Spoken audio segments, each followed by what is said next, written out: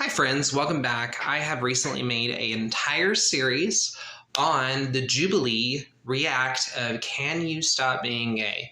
I'm actually going on a mini series right now where I'm going to be talking about my thoughts on and comments towards each individual cast member of that particular set. You're going to want to watch all of the details of both sides. I've included descriptions and my links on the videos on YouTube where you can find both sides of the coin. I have a playlist of queer studies that has all sorts of stuff, if you are fascinated by those things, that you can also find on YouTube. Without further ado, I may be talking about Brandan. I'm going to be talking about him in two different ways. All of the other people in the cast, I'm willing to talk to in person. Him, I'm not. I refuse to. The reason for that, the reason why I refuse to, is because I believe he spreads misinformation on a regular basis. I've reported some of his videos because he has made claims that are not provable with history, church history, and he ignores queer studies, statistics, and more by queer scientists and more so.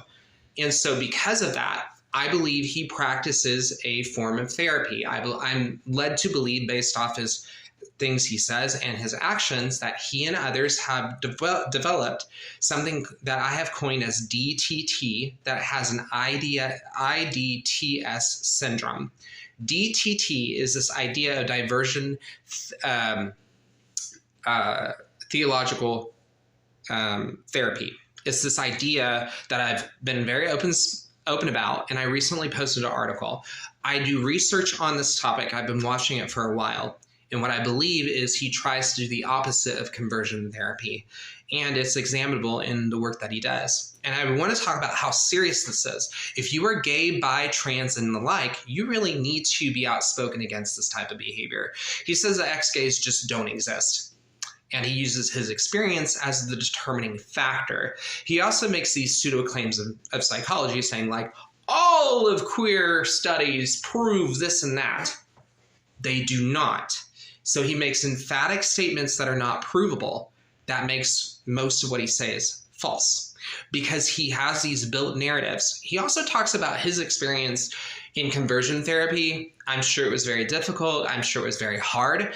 But just because you had that experience in conversion therapy, I did not. People tried to make me believe that I did, and I did not. They talked to me about their traumas, and my trauma in my life is not the same as yours. And I feel that in the debate, he also overtook a point when somebody was making a valid point of seeing the value in somebody. He took their conversation point away from them and was very disrespectful. Now, to be fair to Brandan, he made a lot of points about people not being learned in studies, and I have talked about that very openly.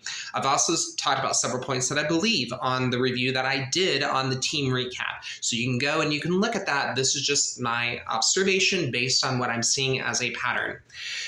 He says that he doesn't believe that you can change any aspect of yourself. I think that we don't know enough about orientation. I think it's an opinion. And I also believe that ex-gay and former LGBTQ can be a sexual orientation. I believe that. I also believe that it should have the same fundamental rights and be affirmed with equal weight and equal value. He has an agenda that he said very openly to make all ex-gay people liars and to erase our history, our culture, and more. That is very dangerous, and that's not acceptable. It's very much so disbelieving. He purposely went to argue. He did not really want to listen. In his own words, he had an agenda before he came. And so he believes that all ex-gay people are dishonest. I don't think there's a way to judge all of history and all of ex-gay experience being the same. And as I've covered extensively, and as there's TED Talks and several people that have talked about this, we just don't know enough about people being born gay. And it's only 1 in 5 people, according to one individual that has done 20 years of research. So what do they know on the topic that this is the case? So he says, I'm so glad you can see the glory of God in part of the queer community. My prayer is that you can see it in all of the queer community. The problem that people are addressing, especially from conservative gays, is that the queer community has a wide category of mental health issues. Then you also have things where they're crossing over doctrine and religious and all sorts of stuff. I don't think you can see all of the glory of God in all of the gay community. What Brandan, I believe, means by this is you hope you can see how God has made everybody. On that note, it's just interesting that he leads a church where there are Christians that follow him. Theologically, I think that's very harmful to have somebody, in their own words, if you can't have somebody in the same sexual orientation as you shouldn't date them. If you're not in the same religious caste system of belief, you should probably not be their leader. And he really promotes humanism and egoism and these philosophies that are not innate in Christianity. And because he is not a Christian, he is a self-proclaimed agnostic, he constantly writes about progressive Christianity. And I feel that is misrepresentation of who he is, because he's constantly using it on his tax. You can see that online, you can see it on his thing. So he really helps people to believe that you can't trust ex-gay people. He has thousands of followers, and so he should be held accountable for those actions. What is interesting is that it dehumanizes ex-gay people, and it makes all ex-gay people seem like the cast of the Jubilee film. I don't think that's applicable to all ex-gay people or former LGBTQ. Not all ex-gay and former LGBTQ are religious, and not all of them come from a charismatic evangelical framework of how they address this issue, which they all do. And I think that was very biased and stupid of Jubilee to do that, because they're not having different people that are non-religious and religious, and people that are conservative, people that are liberal, that all, they're not doing that. And so I think it really does a disservice. I'd also think that the encouragement to go into the queer community with this level of lack of addressing with porn, drug usage, mental health, and so much more. And I've never seen him recently. Myself, I have never seen him in the last year really address these issues from his platform. If he believes he's a minister and he's not addressing issues in the gay culture, like the impact of gay seniors not being taken care of, or the abuse that gay people do and discriminate like he is, then I think that's a problem. It's examinable when he says, we just are this, and we just don't know, and we're not learned of history, and he makes all these claims. It's very rude. It's very demoralizing and dehumanizing to be treated as ignorant and we just don't know.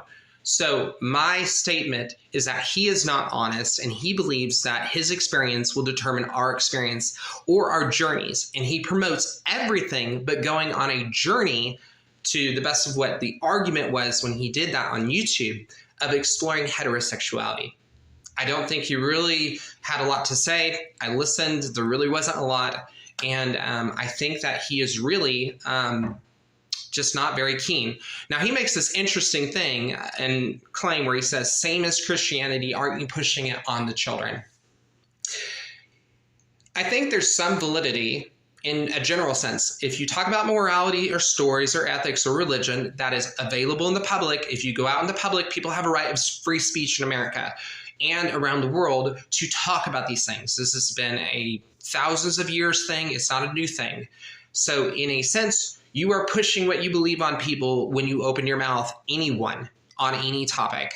And so I think those are the major drawbacks to him.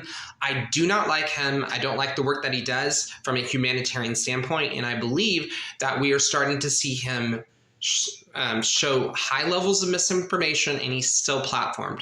I think those videos that promote this ideology and claim that people are just liars and just deceiving everyone and are unlearned should be taken down, and he should be held accountable. Those are my thoughts on Brandan. I have no desire to talk to him unless I'm on a platform speaking directly in opposition or seeing him in a courtroom. I just don't appreciate the work he does. And according to law, we have the right to criticize individuals with that level of notoriety. And so those are my thoughts. Go ahead and leave your comments and your thoughts below if you thought anything provocative or concerning or just general. I'd love to hear feedback. My name's Shnon, a previous gay rights activist, and together we can make the world a more peaceful place. Check me out on Patreon and all social media as YissakarScribe. Until next time, I will see you on the flip side.